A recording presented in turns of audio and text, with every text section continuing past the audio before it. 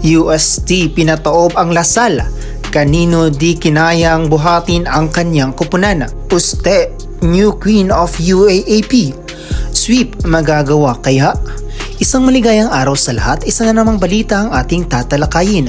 Ngunit bago natin yan simulan ay huwag mo munang kalimutan mag-like, share, subscribe, paki-spike na rin notification bell para updated ka sa hype ganap sa Pinas.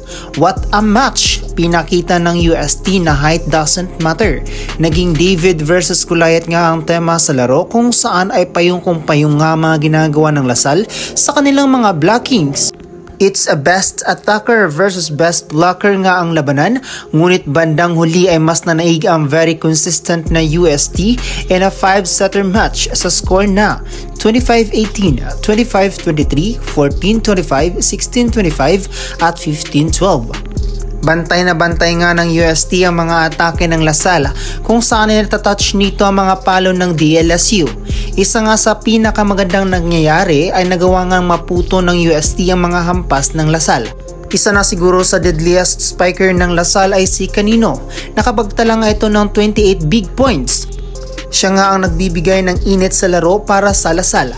Subalit it's Kanino alone versus Pertido at Poyos, kaya't di kinaya ni Kanino ang magic duo ng Uste. Isang threat nga sa Lasal ang mga batuhan ng bola ni Carvalho na pinaikot nga nito ang kanyang mga bigayan. Kahit sa mga crucial game ay kinakaya niyang bigyan nito ang kanyang mga middles na ikinagulat ng Lasal. Bumanat nga sa service ace ang Uste dahil nawawalan ng receive ang DLSU. Inilabas nga si Lapot at Coronel dahil wala namang wisyo sa mga sets nito at target naman si Lapot sa services. Ito na siguro ang biggest loss ng Lasal kung saan ay marami ngang umaakala na kayang ma-reverse sweep ng DLSU, ngunit di nga inito na-sustain ang kanilang momentum dahil sa galawan ng UST.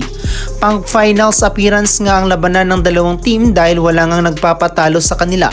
Pero maybe it's time for UST since matagal-tagal na rin kasi nilang inaantay ang ganitong pangyayari.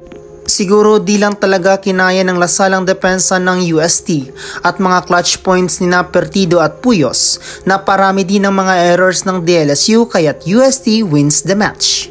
Susunod ngang makakalaban ng UST ang FEU Lady Tamaraws sa March 3, 2024. Samantala March 6 naman ang Lasal kontra sa University of the East.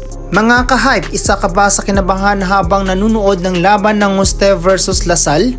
Ma-wipe out kaya ng UST ang eliminations round o mapipigilan sila ng Lasal sa ikalawa nitong paghaharap? Sino kaya sa UAAP team ang may tsansang makatalo sa UST? Baka may komento ka pa rito. Salamat sa pagtutok mga ka-spike. Sana nag-enjoy ka at sana di ko nasayang oras mo. Kaya don't forget to like and subscribe. Salamat sa suporta.